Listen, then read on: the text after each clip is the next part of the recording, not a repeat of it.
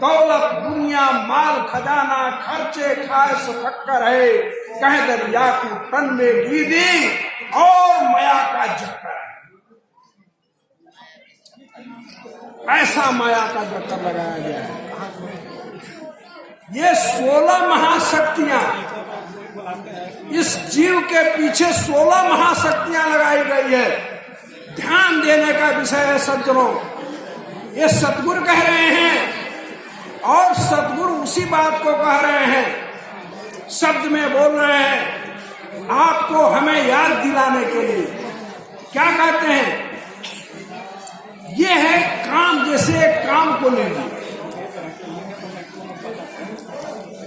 एक काम 16 में से एक काम है, उसके बारे में कह रहे हैं काम लहर जब तन में आवे, सतगुरु कह रहे हैं कि काम लहर जब तन में आवे तो ज्ञान दीपक कहाँ जाए बुझाए। जब काम की लहर आएगे, चलो, जब काम की लहर आती है तो ज्ञान रूपी दीपक जो है बुझा देती है, बुझ जाती है, अंधेरा हो जाता है और अनाप शनाप हो जाता है। एक से एक कह रहे हैं, तरत नहीं टाले। क्रोध है, क्रोध की लहर जब आती है तो फिर अनाप शनाप हो जाता है। लोभ है, लोभ का परिभाषा देखिए। लोभ में आदमी कितना गलत काम कर रहे हैं। मोह है, अरे मोहे की परिभाषा है कि राम जो है जब सीता का हरण हो गया, अब बताइए जो पुरुषोत्तम भगवान है, जिनके संज्ञा पुरुषोत्तम भगवान से संसार शास्त्र वेद सारा दे रहा है, वह जो है वह राम भगवान जो है किससे पूछ रहे हैं? आदमी नहीं मिल रहा है जंगल में, जंगल में आदमी नहीं मिल रहा है, जंगल में पशु पक्षी मिल रहे हैं। तो पशु पक्षियों से कह रहे हैं कि हे खग मृग मधुकर श्रेणी, तुम देखा सीता मृग नहीं। ये जो वृक्ष बता नहीं सकता है, जो पशु पक्षी बोल नहीं सकता है, उससे पूछ रहे हैं बाहर वो। ये मोह है, तृष्णा है, अहंकार है। ये 16 महाशक्तियां लगाई, काम क्रोध मोह लोभ तृष्णा अहंकार, ये 16 महाशक्तियां इस जीव को फंसाने के लिए लगाई। अब सोचिए एक बेचारा जीव है, वो भी असहाय है, और एक बेचारा जीव पर 16 तरफ से हथियार भिड़ा हुआ है, कहां बच पाएगा? सतगुरु कह रहे हैं कि इसे बचाने के लिए केवल एक नाम है, उस सत ब्रह्म का नाम है। यदि नाम के सहारे रहे, यदि नाम के पास सटे रहोगे तभी बच पाओगे। कहे दरिया चली चाकी बाट फूटाला, पहले चक्की हुआ करता था, जो जाता नहीं होता था पिसने का, तो जो जाता के खूंटा के पास गेहूं रह जाता था वो बच जाता था, नहीं पिसाता था। उसी तरह से उस ब्रह्म के नाम के साथ हम लोग सहारे रहेंगे, तभी काल जंजाल से जीव बच पाएगा। इसलिए नाम को ही आधार बनाना है और हमेशा नाम के साथ जुड़े रहना है। सज्जनों, जब अब आइए वहां उस विषय पर चला जाए कि सतगुरु जो है कह रहे हैं कि जब भगवान सुग्रीव के पास पहुंचे तो सुग्रीव, जैसे मेरा कहना था ना कि जो जिस तरह का होता है उसका संगत हो जाता है। साधु होगा तो साधु से संगत हो जाएगी, भक्त होगा नैमित प्रेमी होगा तो उसके साथ तुरंत साथ हो जाएगा, चोर से चोर का जल्दी संगत हो जाएगा। जिस तरह का जो रहता है उसकी संगत तुरंत हो जाती है। तो बाली जो था, सुग्रीव जो था, सुग्रीव की औरत को बाली जबरदस्ती रख लिया और इधर जो है राम की औरत को रावण लेकर चला गया था। तो दोनों एक ही रूप के रोगी थे, दोनों लोगों को एक ही हालत थी। एक की औरत को रावण लेकर भाग गया और एक की औरत को बाद जबरदस्ती उसका भाई रख लिया। तो इन दोनों में मित्रता हुई, राम और सुग्रीव, और उस मित्रता में तय हुआ। वहीं पर पता भी लगा, जब आभूषण वहां दिखाया गया राम से, तो राम तो पहचान गए कि तो सीता का आभूषण है। सुग्रीव ने बताया कि रावण आपकी पत्नी को लेकर के लंका गया है और ये आभूषण गिरा है। राम को पूर्ण विश्वास हो। अब लंका पर चढ़ाई करनी थी, उस रावण से लड़ करके सीता को छुड़ा कर लाना था। तो उसे छुड़ा कर लाने के लिए सुग्रीव से राम जो है मित्रता की, दोस्ती की, और उस दोस्ती में यह तय हुआ,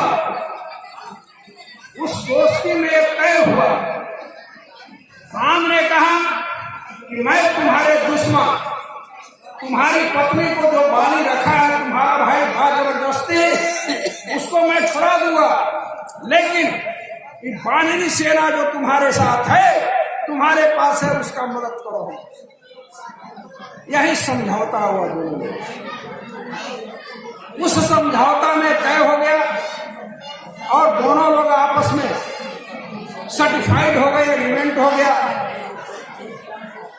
लेकिन सुग्रीव ने कहा कि महाराज, बाली को एक वरदान मिला हुआ है कि जो भी उसके सामने से लड़ने के लिए जाएगा उसका आधा बल उसमें चला जाएगा। तो इसमें क्या करिएगा? तो राम ने बताया, नीति बताया भगवान राम ने कि तुम लड़ाई लड़ोगे, आपस में भिड़ोगे, हम पीछे से मार मारोगे। बाली ने, सुग्रीव ने कहा कि मैं अभी नहीं विश्वास करूंगा, क्योंकि मैं तब विश्वास करूंगा कि उसमें एक बात और है।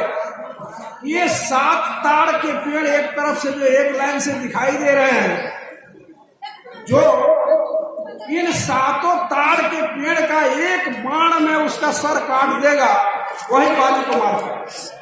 ये भी है। राम ने कहा ठीक है चलो, और उन्होंने जाकर के बाण साधा और एक बाण में 7 पेड़ को काट दिया। तब सुग्रीव को विश्वास हो गया कि ये मार देंगे, ये दोस्ती करने लायक है। दोस्ती पक्की हो गई। और इस सतगुरु के सिद्धांत से थोड़ा साइड में हम चल करके कह रहे हैं, इसलिए कह रहे हैं कि आप लोगों को बात समझ में आ रही है। ठीक है, तो जब राम ने कहा कि तुम और बाली दोनों लड़ो, आपस में भिड़ो, सुग्रीव जाकर के बाली के दरबार में जाकर के ललकारा कि बाली निकल युद्ध कर। तो बाली की औरत मना की कि नहीं नहीं, जो आदमी डर के, तुम्हारे डर के मारे जंगल में रहता है, पहाड़ में रहता है, आज उसको कौन सा शक्ति मिल गया है कि आकर के तुमको ललकार रहा है? कोई बात है, नहीं जाना है। लेकिन वह बलशाली था, उसने कहा कि नहीं हम चले। और दोनों भाइयों में युद्ध शुरू हुआ। दोनों भाइयों में जब युद्ध शुरू हुई तो इतना बाली ने मारा ना सुग्रीव को, मार कर उनको छीट दिया, ताश नाश कर दिया, इतना ना मारा। क्योंकि राम तो राजनीति के हैं, राम तो कला के महान पुरुष हैं, राम तो माया के महापुरुष हैं। तो उनको यह बताना था, तुरंत ये एहसास कराना था कि तुम बहुत कमजोर हो।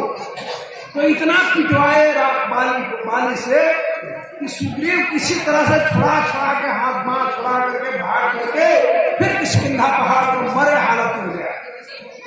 और वहां जब पहुंचा तब राम गए तो बड़ा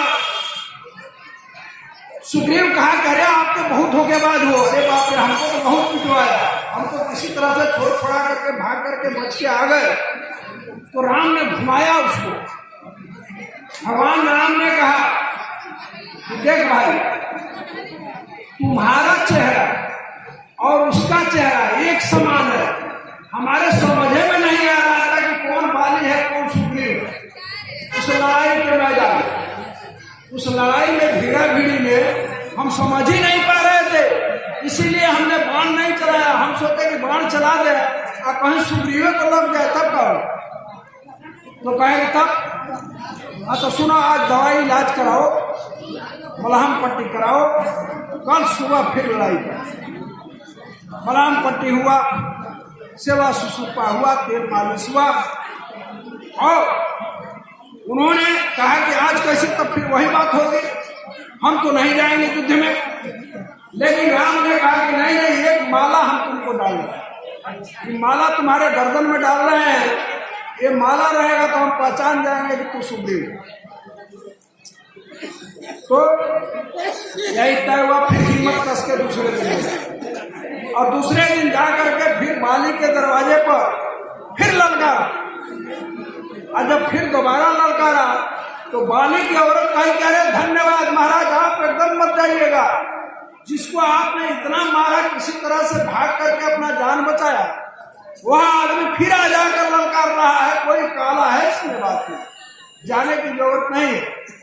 लेकिन वह बाली शक्तिशाली था, बलवान था, नहीं माना, दहाड़ कर चढ़ा और फिर युद्ध शुरू। तो राम ने पीछे से बाण चला दिया। काफी लड़ाई के बाद पीछे से बाण चला करके और बाली के हृदय में मारा। देखिए सज्जनों, कवि की कलाकारी गोस्वामी तुलसीदास जी ने इतना बढ़िया सजा करके उसको रामायण में व्याख्यान दिया है। गोस्वामी तुलसीदास जी ने रामायण में लिखा है कि जब बाली को बाण लग गया, भगवान राम उसके सामने गए तो उसने हाथ जोड़ करके कहा कि मैं बैरी सुग्रीव प्यारा, कारण कौन नाथ वही मारा। अरे वाह भाई, ऐसा होता है, किसी को हथ दिया जाए, उसको मान लो कि मार दिया जाए, मरने के कगार पर उसका दम निकल रहा है और वह उसके सामने दुश्मन जाए तो हाथ जोड़ करके विनती करेगा कि अनाप शनाप बोलेगा। लेकिन कवि की व्यवस्था है, कवि की सजाने की कला है कि कवि ने उसको सजाया। तो जब इन्होंने बाली ने कहा, जैसा गोस्वामी तुलसीदास जी ने लिखा है, तो भगवान राम ने उसका जवाब दिया कि भावे भगनी वो सुनाए सुन सके कन्या संचारी, इन्हीं कुदृश्य विलोकन ताई बधे कुछ पाप होई। उन्होंने व्याख्यान दिया कि जो इन चार चीजों को कन्याओं का के साथ गलत करता है उसे मारने में कोई दोष नहीं है। लेकिन नहीं, सतगुरु दरिया साहब कह रहे हैं। अब आइए मूल सिद्धांत पर। सतगुरु हमारे कह रहे हैं कि राम कृष्ण ले कौन कहावे, राम कृष्ण ले कौन कहावे, करे खून वयल सो पावे, पहले वैल आपनो दिन्हा, चढ़ जीवन कंक लिखना। अरे भाई, जैसा कि मैंने पहले बोला कि भूला हो जीव बद्ध जन करो, सतगुरु कह रहे हैं कि भूल कर भी किसी जीव का वध मत करो। फिर कह रहे हैं कि राम कृष्ण ले कौन कहावे, करे खून वैल सो पावे, पहले वैल आपनो दिन्हा, जड़ जीवन कंक लिखना। राम कृष्ण भी इससे नहीं बच पाए, जीव हत्या का बदला देना पड़ा, तो तुम भी फंस जाओ। कितनी बारीक बात है, कितनी बारीकी से सोचने का विषय है कि यदि यह जीव किसी का वध कर दे, सबको इतनी संगीन बात बता रहे हैं, तो भाई हम लोगों को क्या दुख लगा है, हम सभी जीव प्राणियों को क्या दुख लगा है इस संसार में आकर के। इस संसार में आकर के यही रोग लगा हुआ है, ये बीमारी, जबरदस्त बीमारी पकड़ी हुई है, बहुत बड़ी बीमारी है। वह बीमारी है जन्म लेना मरना, जन्म लेना मरना, जन्म लेना, यही बीमारी है। जन्मत मरत दूसरा दुख होई, जो जन्म लेगा वो मरेगा, जो जन्म लेगा वो मरेगा। यही करते करते इस जीव को जुगो जुगांतरों बीत गया, जन्म जन्मांतरों से यह जीव अमर लोक से आया और आकर के इसी चक्कर में पड़ा हुआ है। जैसे बनी रहट की घरिया, एक डूबे एक धारी, गरिया दरस दया से के होके मुक्त करारी। जब तक करारी मुक्ति नहीं होगी तब तक इससे छुटकारा नहीं मिलेगा। और इसीलिए सदगुरु कह रहे हैं कि जीव को मारोगे तो निश्चित है कि उसका बदला देने के लिए आना पड़ेगा। जिस तरह से भगवान राम ने बाली को मारा और द्वापर युग में वही भगवान राम कृष्ण रूप में जन्म जब लिए, तो वही बाली जो है जार नाम बहेलिया होकर के कृष्ण को बाण से मार दिया। यह बड़ी भारी कथा है, काफी समय इसमें लगेगा, इस कथा को विस्तार से बताया जाएगा, लेकिन हम शौक में बताने का काम करते हैं।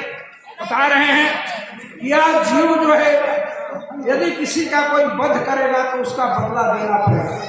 एक अपने यहाँ एक और थोड़ा सा कथा एक बता रहे हैं। एक अपने शास्त्र के कथा में है कि एक जो है सजन कसाई हुआ करते, उनका नाम था सजन।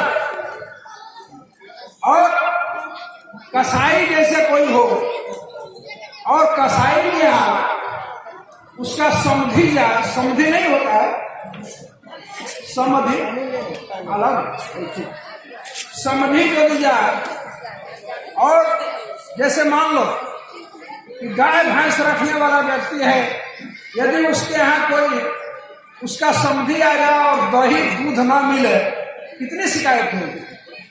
सब्जी का खेती करने वाले जो लोग हैं, जो सब्जी का खेती करते हैं, अब तो सभी कर रहे हैं, पहले कुशवाहा जी करते थे, तो सब्जी वाले के यहाँ यदि उसका समधी आ जाए और उसको हरा सब्जी ना मिले तो उसकी शिकायत होगी कि नहीं होगी। मलाह यहाँ बिन के यहाँ कोई उसका रिश्तेदार, उसका समधी आ जाए और उसे मछली ना मिले तो उसकी बेइज्जती होगी। उसी तरह से सजन कसाई जी थे, वह जो है बकरी काटने का काम करते थे और उनके यहाँ उनका समधी आ गया सामने। संजोग की बात कि सजन कसाई बोलो भाई बताएं, बहने आप लोग बढ़िया से सुन रही हो ना, बात हमारे समझ में आ रही है। हम बहुत तोड़ कर बता रहे हैं, बहुत तोड़ करके आप लोगों को समझ में आए। तो सजन कसाई जो थे वह जो है बकरी काटने का काम करते थे। बकरा नहीं, लच्ची को रहते हैं जो काटते हैं, तो बकरे काटने का काम करते थे। वह जो है संयोग से मांस बेच करके आ गए थे और उनके घर में कोई दूसरा मांस था नहीं, जो थोड़ा मैंने बचा के लाए थे, लोग पति पत्नी खा गए।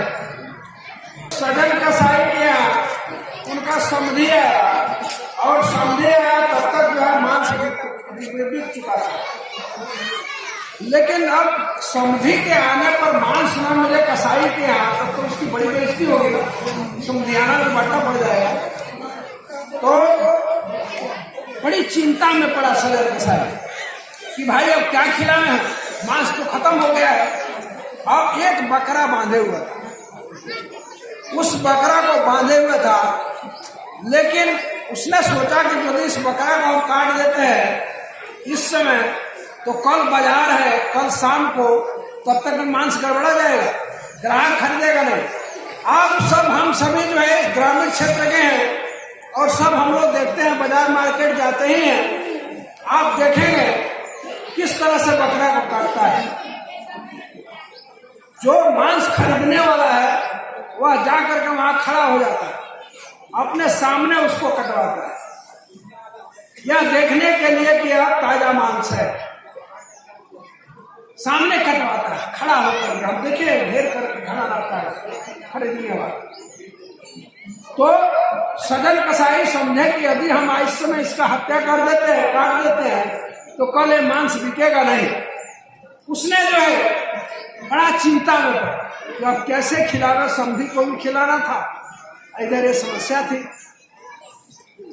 उसके दिमाग में एक बात आई कि क्यों नहीं हम इसका कोई अंग काटते। अब इस माताएं हैं इस सभा में, नहीं इस बात को बोल सकते हैं, तो एक अंग काटने को सोचा, एक अंग उसका काट लेते हैं जिससे मरेगा भी नहीं और मांस का काम भी चल जाएगा।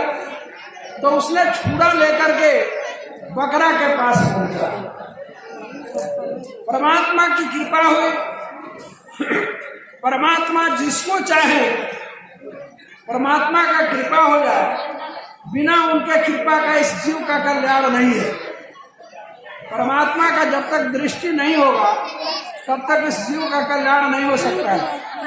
इसके अपने बुद्धि से इस जीव का नहीं कल्याण होगा, परमात्मा कृपा करेंगे तभी इसका कल्याण हो सकता है। तो परमात्मा उस पर कृपा किए कि उस बकरे ने जब काटने को जैसे छुरी भी आया, तैसे ही वो बकरा हंसने लगा और हंस करके कहा कि भाई कसाई, हमारे और तुम्हारे बीच जन्म जन्मांतरों से मूड़ी कटौवल आ रहा। तू बकरा होता है, हम कसाई होते हैं, हम बकरा हुए हैं, तू कसाई हुआ है, फिर तू बकरा होगा, हम कसाई हो गए। तो ये हम लोगों का जन्म जन्मांतरों से चक्कर चल रहा है, आ रहा है परंपरा। लेकिन आज तू एक नया काम करने जा रहा है। आज तू जिस अंग को काट रहा है, अब इसको काट लेगा तो पूरे 24 घंटे तो हम न मरेंगे और न जिएंगे। कितना कष्ट हमको भोगना पड़ेगा।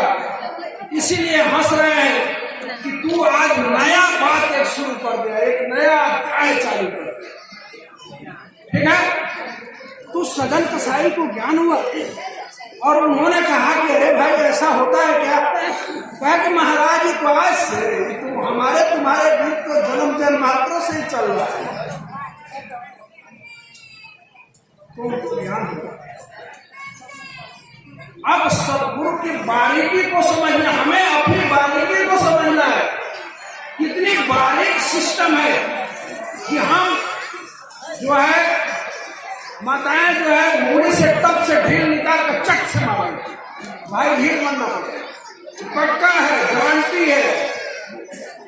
इतना से भी बचना है, इससे भी बचना है।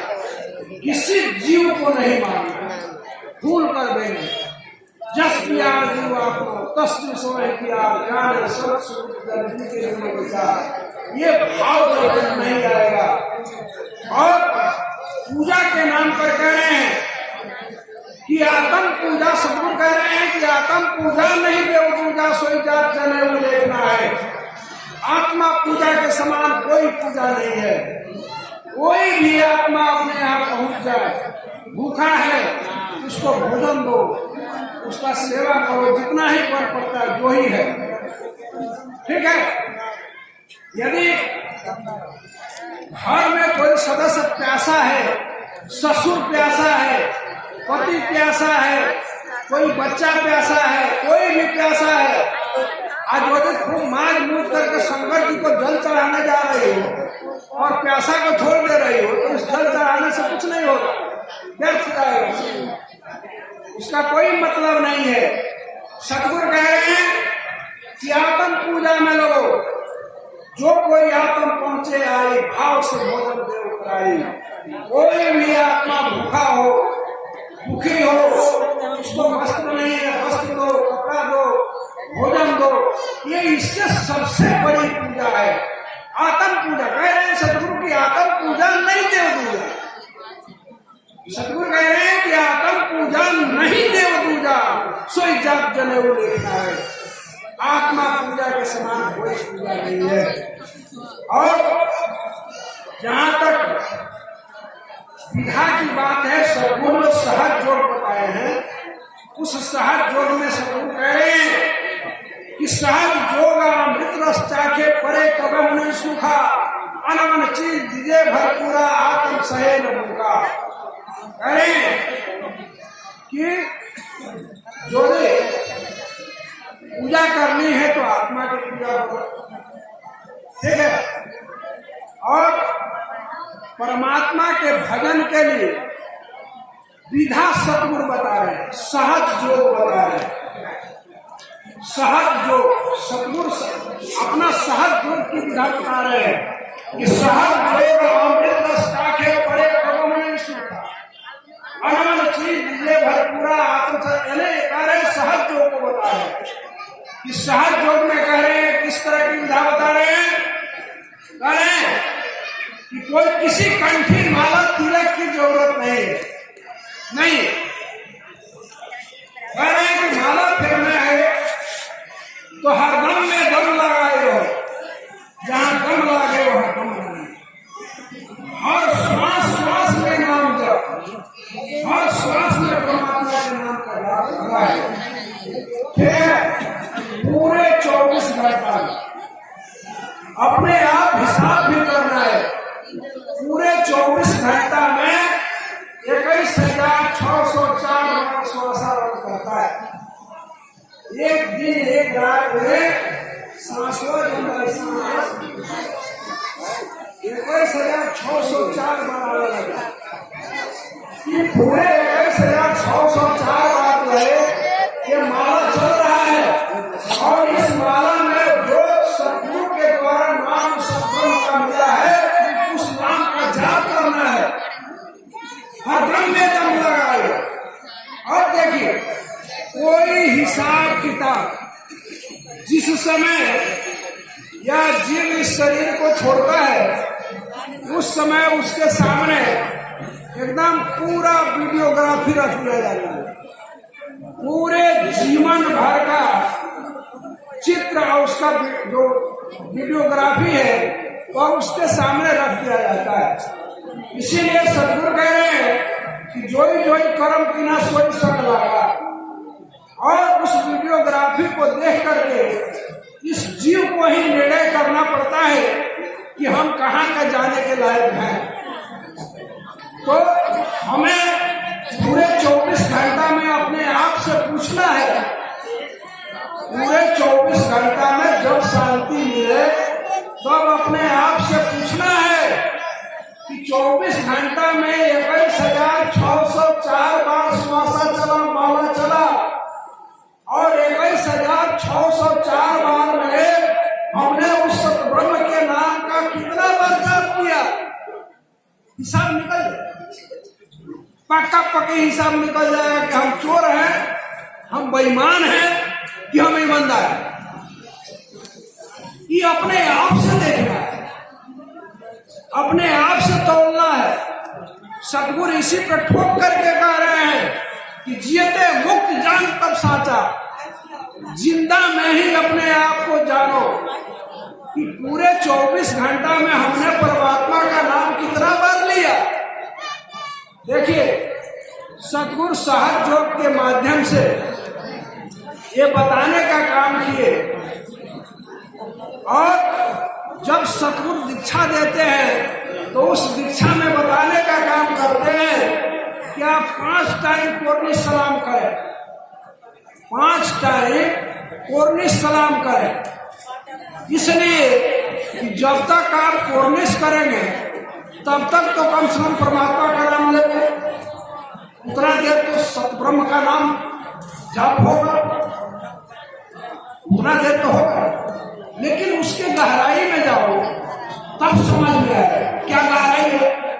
जैसे स्कूल में बच्चा पढ़ने के लिए जाता है, आप सभी गए, हम लोग भी गए, तो 2 टाइम हाजिरी लगता है।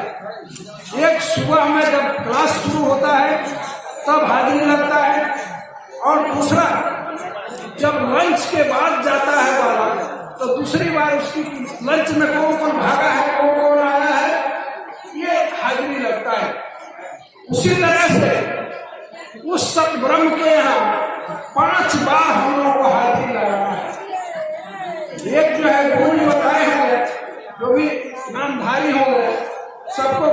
बताए होंगे। एक सुबह जो है सबसे पहले बिस्तरा से उठने पर परमात्मा का उत्तर तरफ खड़ा होकर के उत्तर दिशा को और उस ब्रह्म का अभिवादन करना है, कोर्निश करना है। और दूसरा स्नान करने के बाद, तीसरा भोजन करने के बाद, चौथा संध्या को और पांचवा रात में भोजन करने के बाद, इस 5 टाइम कोर्निश करना है ना। कोई नहीं करता है, एक आदमी को करते हैं, लेकिन गुरु जी बताते हैं।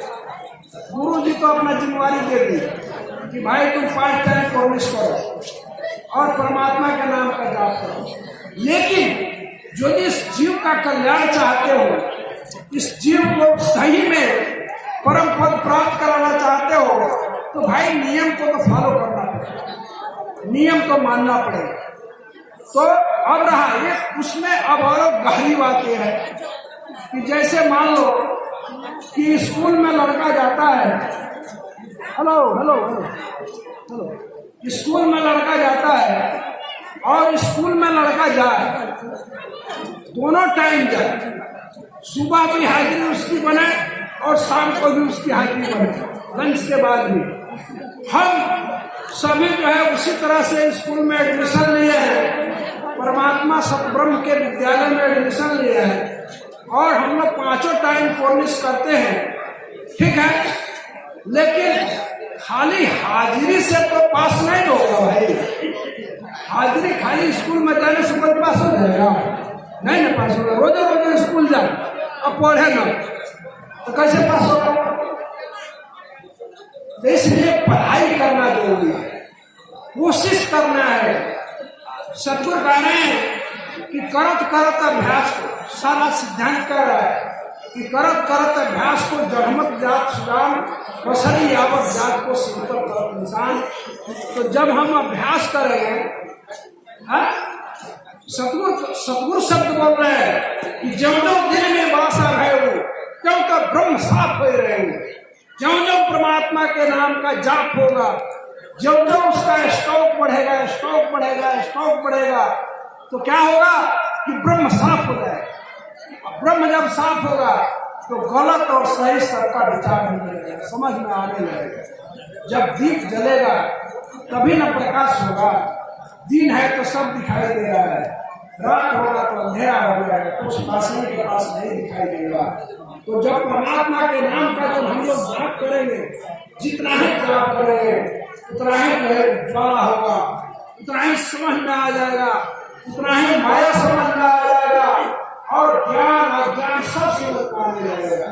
इसलिए सज्जनों, इस मंच के माध्यम से, चाहे वो साधु हो, चाहे वो गृहस्थ हो, चाहे वो गृहस्थ माता हो, सबको ये संदेश सतगुरु दे रहे हैं कि भाई भजन करो, भक्ति करो, भक्ति करो और जल्दी करो, देर मत करो।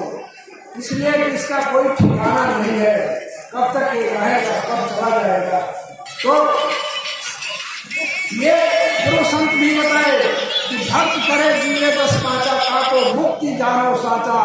यदि परमात्मा के नाम का भजन करके 2-4 दिन भी भजन कर लिए उस सतब्रह्म के नाम का, तो 84 में नहीं जाना पड़ेगा। इसलिए कि 84 में यह जीव जब चला जाएगा तो ये जीवन बड़े भाग्य से मिला है। मानो जन मानो पै फिरने दूसरी बार, पक्का फल योगी पड़ा तो फिर नहीं लागे डार। जन्म दुर्लभ नहीं बारंबार, करो भक्ति में नाम प्यारा। ये बड़े भाग्य से मिला है। तो आप जो है सारे विधानों को छोड़ करके और जल्दी से जल्दी सतनाम के भजन में लग जाना है। अब टाइम पूजा का हो गया है, इसलिए धीरे धीरे सबका मन घर भाग रहा है। तो हम चाहेंगे कि आप लोग, हम बोलेंगे सतनाम साहेब, आप लोग बोलेंगे सतनाम,